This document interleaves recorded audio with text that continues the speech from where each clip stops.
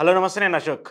AP రాజకీయాలకు సంబంధించి పొత్తులపైన ఒక క్లారిటీ వచ్చినట్టు తెలుస్తుంది. అయితే ఇప్పటికే టీడీపీ, జనసేన కూటమిలో ఉంటే బీజేపీ కూడా యాడ్ అవ్వడానికి కొంత అడ్వాంటేజెస్ ఎక్కువగా ఉన్నట్టు కూడా తెలుస్తూ వస్తుంది. అయితే 28 తర్వాత ఈ నెల 28 తర్వాత ఒక పూర్తి స్థాయిలో క్లారిటీ వచ్చి 3 పార్టీలు కూటమిగా ఉండబోతున్నట్టు కూడా తెలుస్తుంది. ఆ తర్వాత సీట్ల పంపకం పైన అలాగే ఎన్ని అసెంబ్లీ స్థానాల్లో ఎవరెవరు పోటీ చేయాలి, అలాగే పార్లమెంటు స్థానాలకు సంబంధించి అభ్యర్థులు ఎవరు ఉండాలి అనే దానిపైన కూడా ఒక నిర్ణయానికి వచ్చినట్టు తెలుస్తుంది. అయితే ముఖ్యంగా పార్లమెంటు స్థానాలకు మాత్రము బీజేపీ ఎక్కువ డిమాండ్ చేస్తూ వస్తుంది. ఎక్కువ పార్లమెంటు స్థానాల్లో పోటీ చేసి ఎంపీ స్థానాల్లో విజయం సాధించాలని చెప్పేసి బీజేపీ టార్గెట్గా పెట్టుకుంది. దానికి సంబంధించి కూడా ఎక్కువ సీట్లను డిమాండ్ చేస్తున్నట్టు తెలుస్తుంది. ఇటు జనసేన కూడా 3 నుంచి 4 స్థానాల్లో పోటీ చేయాలని చెప్పేసి భావిస్తూ వస్తుంది. సో దాదాపు 6 నుంచి 8 స్థానాల్లో బీజేపీ, 4 స్థానాల్లో జనసేన పోటీ చేయాలని చెప్పేసి భావిస్తున్నటువంటి నేపథ్యంలో ఇద్దరికీ కలిపి 10 స్థానాలు మాత్రమే కేటాయించాలని చెప్పేసి కూడా టీడీపీ భావిస్తూ వస్తుంది. ఈ నేపథ్యంలోనే 3 పార్టీలకు సంబంధించి ఎవరెవరు ఎక్కడి నుంచి పోటీ చేస్తారు అనే దానిపైన కూడా ఒక లిస్ట్ అయితే సోషల్ మీడియాలో సర్క్యులేట్ అవుతుంది. దానికి సంబంధించి కూడా ఏ నియోజకవర్గంలో ఎవరెవరు పోటీ చేస్తారో, అభ్యర్థిగా ఎవరు ఉండబోతున్నారు, అక్కడ పార్టీ పరిస్థితి ఎలా ఉండబోతుంది అనేది కూడా చూస్తూ ఉంటే ముందుగా శ్రీకాకుళం పార్లమెంటుకి సంబంధించి ప్రస్తుతం అక్కడ TDP sitting MP Rammohan Naidu ఉన్నారు. మళ్ళీ తిరిగి శ్రీకాకుళం నుంచి ఆయనే పోటీ చేసేందుకు అవకాశం ఉంది. ఆయనకి సీటు కూడా కన్ఫామ్ అయిపోయినట్టు తెలుస్తుంది. సో శ్రీకాకుళం నుంచి మళ్ళీ సిట్టింగ్ ఎంపీ రామ్మోహన్ నాయుడే పోటీ చేయబోతున్నారు టీడీపీ పార్టీ నుంచి. ఇక మరోవైపు విజయనగరం నుంచి కంది చంద్రశేఖరరావు పోటీ చేయబోతున్నారు టీడీపీ అభ్యర్థిగా. సో విజయనగరం అభ్యర్థిగా ఆయన ఉండబోతున్నారు. తిరిగి ఏదైతే 2019 ఎన్నికల్లో ఆయన పోటీ చేశారో మళ్ళీ తిరిగి ఆయనకే టికెట్ ఇవ్వాలని చెప్పేసి కూడా టీడీపీ భావిస్తున్నట్టు తెలుస్తుంది. ఇక మరోవైపు అరకుకు సంబంధించి కొత్తపల్లి గీతను రంగంలోకి దింపాలని చెప్పేసి కూడా భావిస్తుంది. కానీ అరకుకు సంబంధించి కొత్తపల్లి గీత ఇప్పుడు బీజేపీలో జాయిన్ అయ్యి బీజేపీ అభ్యర్థిగా రంగంలోకి దింపాలని చెప్పేసి భావిస్తున్నారు. ఎందుకంటే టీడీపీకి సంబంధించి కానివ్వండి, అరకు కొంత ఎక్కువ ఎడ్జ్ ఉన్నటువంటి నియోజకవర్గము. సో ఖచ్చితంగా అక్కడ టీడీపీకి ఎంతైతే అడ్వాంటేజ్ ఉంటుందో కానీ ఆ సీట్ని బీజేపీలో జాయిన్ చేసుకొని బీజేపీ నుంచి పోటీ చేయించాలని చెప్పేసి కూడా భావిస్తున్నారు. సో కొత్తపల్లి గీతను బీజేపీలో జాయిన్ చేసుకొని అక్కడి నుంచి పోటీ చేయించాలని చెప్పేసి కూడా భావిస్తున్నారు. ఇక మరోవైపు విశాఖ నుంచి శ్రీభరత్, బాలకృష్ణ చిన్నాలుడు అయినటువంటి శ్రీభరత్కి మళ్ళీ తిరిగి విశాఖపట్నం నుంచి పోటీ చేయించాలని చెప్పేసి కూడా భావిస్తున్నారు. అక్కడ మాత్రమే కొంత జనసేన పార్టీ కూడా ఆ పార్లమెంటు స్థానాన్ని ఆశిస్తూ వస్తుంది. ఇక మరోవైపు బీజేపీ నుంచి కూడా పురంధేశ్వరి కానివ్వండి, అలాగే సీఎం రమేష్ కానివ్వండి పోటీ చేయాలని చెప్పేసి కూడా భావిస్తూ వస్తున్నటువంటి నేపథ్యంలో 2019లో అక్కడ తక్కువ మెజార్టీతోనే శ్రీభరత్ ఓడిపోయారు. అలాగే అక్కడ క్యాడర్ కూడా కొంత ఎక్కువగా ఉంటుంది కాబట్టి ఖచ్చితంగా ఆయనకే తిరిగి అవకాశం ఇస్తే గెలిచేందుకు ఎక్కువ ఛాన్స్ ఉంటాయి కాబట్టి శ్రీభరత్ని మళ్ళీ కన్ఫర్మ్ చేస్తున్నట్టు కూడా టీడీపీ భావిస్తూ వస్తుంది. సో విశాఖపట్నంలో కూడా టీడీపీ పార్టీ పోటీ చేయబోతున్నట్టు తెలుస్తుంది. ఇక మరోవైపు అనకాపల్లికి సంబంధించి నాగబాబు పోటీ చేయబోతున్నారంటూ తెలుస్తుంది. జనసేన పార్టీకి సంబంధించి నాగబాబు 2019 ఎన్నికల్లో నరసాపురం నుంచి పోటీ చేశారు. 2019 ఎన్నికల్లో దాదాపు 2,50,000కు పైగా ఓట్లను ఆయన సాధించారు. సో ఈ నేపథ్యంలో ఆ సీటుని వేరే వాళ్ళకి రీప్లేస్ చేయాల్సిన పరిస్థితి ఉంది కాబట్టి ఆయన్ని అనకాపల్లికి రీప్లేస్ చేయాలని చెప్పేసి కూడా జనసేన పార్టీ కోరుతుంది. దానికి సంబంధించి ఇప్పటికే నాగబాబు అనకాపల్లి కాన్స్టిట్యున్సీస్ అన్ని జిల్లాల వారీగా కానివ్వండి, నియోజకవర్గాల వారీగా కానివ్వండి అక్కడ ఆయన పర్యటనలు చేస్తూ వస్తున్నారు. దాదాపు వారం రోజుల వ్యవధిలోనే 2-3 సార్లు నియోజకవర్గంలో ఆయన పర్యటించారు. అక్కడ ఉన్నటువంటి లోకల్ జనసేన లీడర్స్తో కానివ్వండి, టీడీపీకి సంబంధించిన నేతలతో కానివ్వండి ఆయన సమన్వయం చేసుకుంటూ వస్తున్నారు. సో ఈ నేపథ్యంలోనే ఆయన పర్యటనలో భాగంగా ఈ సీటుని ఆయనకి కేటాయించాలని చెప్పేసి కూడా కూటమి భావిస్తున్నట్టు తెలుస్తుంది. అక్కడి నుంచి నాగబాబు బరిలో ఉండబోతున్నట్టు కూడా మనకు అర్థమవుతుంది. ఇక మరోవైపు రాజమండ్రి నుంచి పురంధేశ్వరిని రంగంలోకి దింపాలని చెప్పేసి బీజేపీ అధిష్టానం భావిస్తూ వస్తుంది. దానికి సంబంధించి కూటమిలో భాగంగా జాయిన్ అయితే మాత్రం రాజమండ్రి నుంచి పురంధేశ్వరి పార్లమెంటు స్థానాలకు పోటీ చేసి గెలిచేందుకు ఎక్కువ అవకాశాలు ఉంటాయని చెప్పేసి కూడా బీజేపీ భావిస్తుంది. సో ఈ నేపథ్యంలో ఒకవేళ పురంధేశ్వరి బీజేపీ అభ్యర్థిగా రాజమండ్రిలో పోటీ చేసి ఎంతవరకు గెలిచేందుకు ఎక్కువ అవకాశాలు ఉంటాయనేది కూడా మేజర్ ఫ్యాక్ట్గా చెక్ చేస్తూ వస్తున్నారు. ఎందుకంటే రాజమండ్రి పార్లమెంటుకి సంబంధించి అక్కడ ఉన్నటువంటి నియోజకవర్గాలన్నీ కూడా టీడీపీ జనసేనకి చాలా ఎక్కువ బలంగా ఉన్నటువంటి నియోజకవర్గాలు. సో వీళ్ళు ముగ్గురు కూటమిలో ఉంటారు కాబట్టి ఖచ్చితంగా అక్కడ పురంధేశ్వరి గెలిచేందుకు ఎక్కువ అవకాశాలు ఉంటాయనేది కూడా బీజేపీ అధిష్టానం భావిస్తూ వస్తుంది. దానికి సంబంధించి రాజమండ్రి నుంచి పురంధేశ్వరి రంగంలోకి దింపాలని చెప్పేసి కూడా చూస్తున్నారు. ఇక మరోవైపు కాకినాడ నుంచి జనసేన ఈ సీట్ని కోరుతుంది, పార్లమెంట్ స్థానాన్ని. కాకినాడ పార్లమెంట్ నుంచి అక్కడ అభ్యర్థిని జనసేన పార్టీ అభ్యర్థిని నిలబెట్టాలని చూస్తుంటే మాత్రము టీడీపీ కూడా తమ అభ్యర్థిని ఉంచాలని చెప్పేసి కూడా ఇరు పార్టీ నేతలు కొంచెము ఈ ఫైట్ చేస్తున్నట్టు పరిస్థితి కనబడుతుంది. కానీ ఈ సీట్ని ఎవరికి ఇస్తారనేది మాత్రము కొంత సస్పెన్స్గా ఉంది. కానీ జనసేనకి ఎక్కువ ఎడ్జ్ కనబడే అవకాశం కనబడుతుంది. ఎందుకంటే జనసేనకు ఉన్నటువంటి 3 స్థానాల్లో కాకినాడ సీట్ని కూడా ఆశిస్తుంది కాబట్టి ఖచ్చితంగా ఇది జనసేనకి వెళ్లేందుకు ఎక్కువ అవకాశాలు కనిపిస్తుంది. ఇక మరోవైపు అమలాపురంకి సంబంధించి హరీష్ మధుకర్ టీడీపీ అభ్యర్థిగా ఉండబోతున్నారు. 2019 ఎన్నికల్లో ఆయనే పోటీ చేశారు. సో, ఈసారి కూడా అక్కడి నుంచి ఆయనే ఉండబోతున్నారు.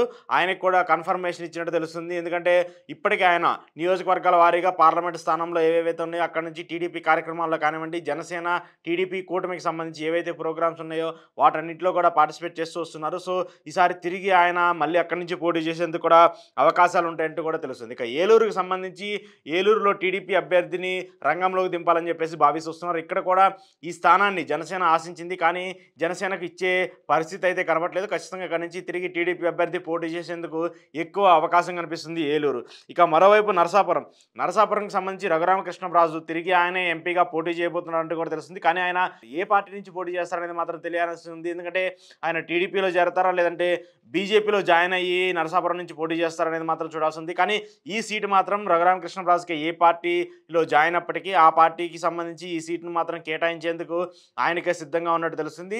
జనసేన పార్టీ మినహా టీడీపీలో కానివ్వండి, బీజేపీలో కానివ్వండి, ఈ రెండు పార్టీల్లో ఏదో ఒక పార్టీలో జాయిన్ అయ్యి ఈసారి ఆయన నరసాపురం నుంచే పోటీ చేయబోతున్నట్టు కూడా తెలుస్తుంది. ఇక మరోవైపు విజయవాడకి సంబంధించి కేసినేని చిన్ని ఆయనకి టీడీపీ టికెట్ కన్ఫర్మ్ చేసినట్టు కూడా తెలుస్తుంది. ఎందుకంటే 2019 ఎన్నికల్లో ఇక్కడ సిట్టింగ్ ఎంపీగా ఉన్నటువంటి కేసినేని నాని ప్రస్తుతం వైసీపీలో జాయిన్ అయినటువంటి నేపథ్యంలో ఆయన సోదరుడు కేసినేని చిన్నిని టీడీపీ అభ్యర్థిగా ఉంచబోతున్నట్టు కూడా తెలుస్తుంది. ఆయనకు కూడా సీట్ కన్ఫర్మేషన్ చేశారు. అయితే ఇక్కడ బీజేపీకి సంబంధించి సుజనాథ్ చౌదరి కూడా పోటీ చేయాలని చెప్పేసి కూడా ఆయన కూడా ఆశిస్తున్నటువంటి నేపథ్యంలో సుజనాథ్ చౌదరిని అక్కడ పోటీ చేసేందుకు ఎక్కువ టీడీపీ సపోర్ట్ చేసేట్టుగా కనిపించట్లేదు. ఎందుకంటే ఇక్కడ కేసినేని చిన్నికి ఎక్కువగా అవకాశం ఉంటుంది. కమ్యూనిటీ పరంగా కానివ్వండి, అక్కడ లోకల్గా ఉన్నటువంటి కొంత అభివృద్ధి పరంగా కానివ్వండి, కొంత సామాజిక కేడర్ పరంగా కానివ్వండి ఆయనకి ఎక్కువ బలం ఉంటుంది. కాబట్టి ఆయన పోటీ చేస్తే గెలిచేందుకు ఎక్కువ అవకాశాలు ఉంటాయి.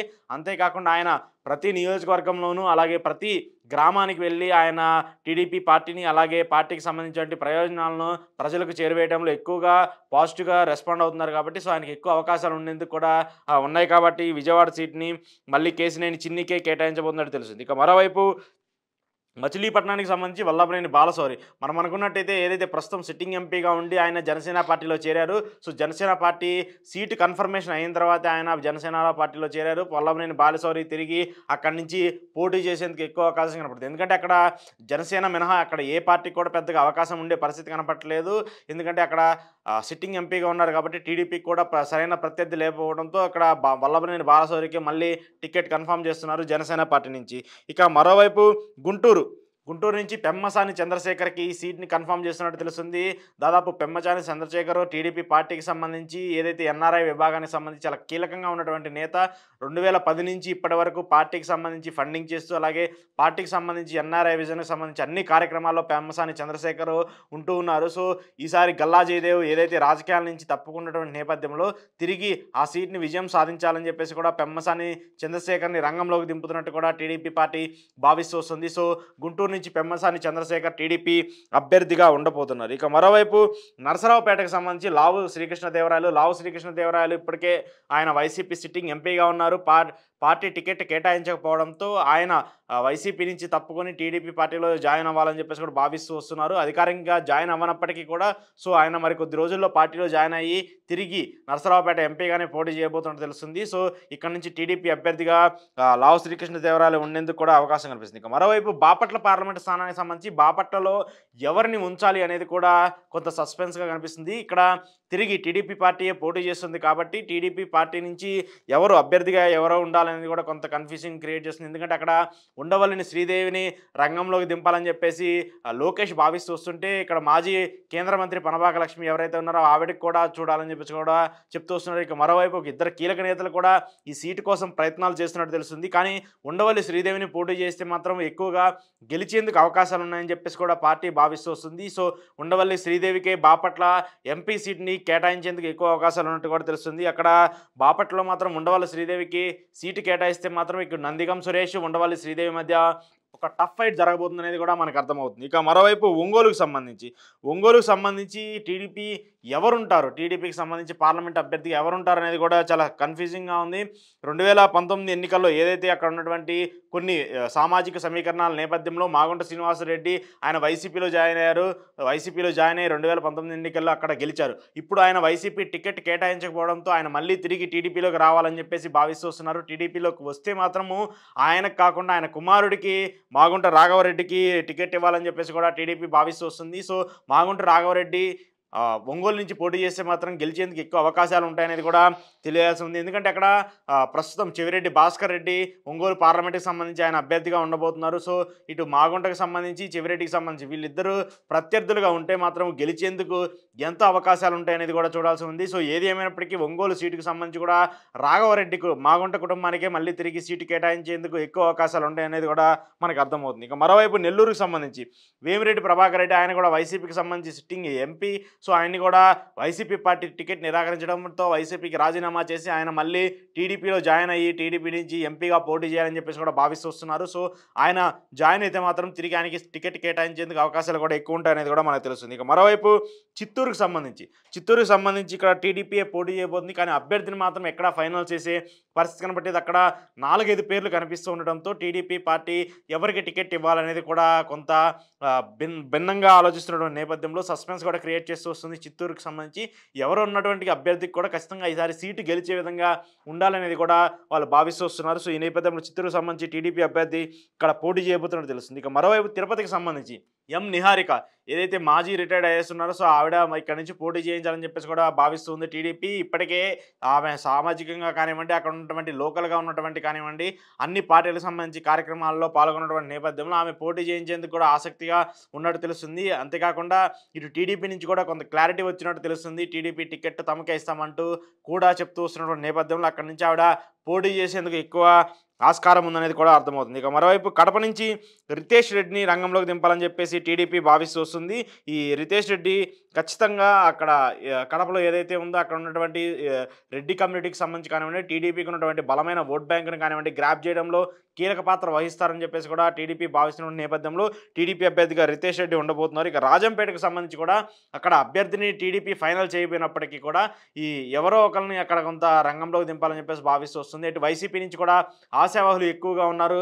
రాజంపేటకు సంబంధించి కొంతమంది టికెట్ ఆశించి టికెట్ రాకపోవడంతో వాళ్ళు టీడీపీలో జాయిన్ అయితే మాత్రం వాళ్ళకి టికెట్ ఇచ్చేందుకు కూడా అవకాశాలు ఉన్నాయనేది కూడా అర్థమవుతుంది. ఇక మరోవైపు కర్నూలుకు సంబంధించి డాక్టర్ సంజయ్ కుమార్ ఏదైతే ప్రస్తుతం సిట్టింగ్ ఎంపీ ఆయనకి కూడా తిరిగి టీడీపీలో జాయిన్ అవ్వాలని చెప్పేసి చూస్తున్నారు. వైసీపీ కొంత టికెట్ నిరాకరించడంతో ఆయన వైసీపీకి రాజీనామా చేసి టీడీపీలో జాయిన్ అయ్యి టీడీపీ నుంచి మళ్ళీ తిరిగి ఎంపీగా పోటీ చేయించాలని చెప్పేసి కూడా టీడీపీ భావిస్తుంది. సో, దానికి సంబంధించి కూడా కొంత క్లారిటీ వచ్చినట్టు తెలుస్తుంది. ఇక మరోవైపు నంద్యాలకు సంబంధించి బైరెడ్డి శబరి ఆవిడ ప్రస్తుతం బీజేపీలో ఉన్నారు. సో, బీజేపీ అభ్యర్థిగా పోటీ చేస్తారా లేదంటే టీడీపీలో జాయిన్ అయ్యి టీడీపీ అభ్యర్థిగా పోటీ చేస్తారా అనేది కూడా చూడాలి. సో, నంద్యాలలో కూడా కీలకంగా ఉన్నటువంటి కుటుంబం బైరెడ్డి కుటుంబం. సో, వాళ్ళు అక్కడి నుంచి పోటీ చేస్తే విజయం సాధించేందుకు ఎక్కువ అవకాశాలు ఉంటాయి కాబట్టి కానీ ఏ పార్టీ నుంచి పోటీ చేస్తారనేది కూడా చూడాల్సి ఉంది.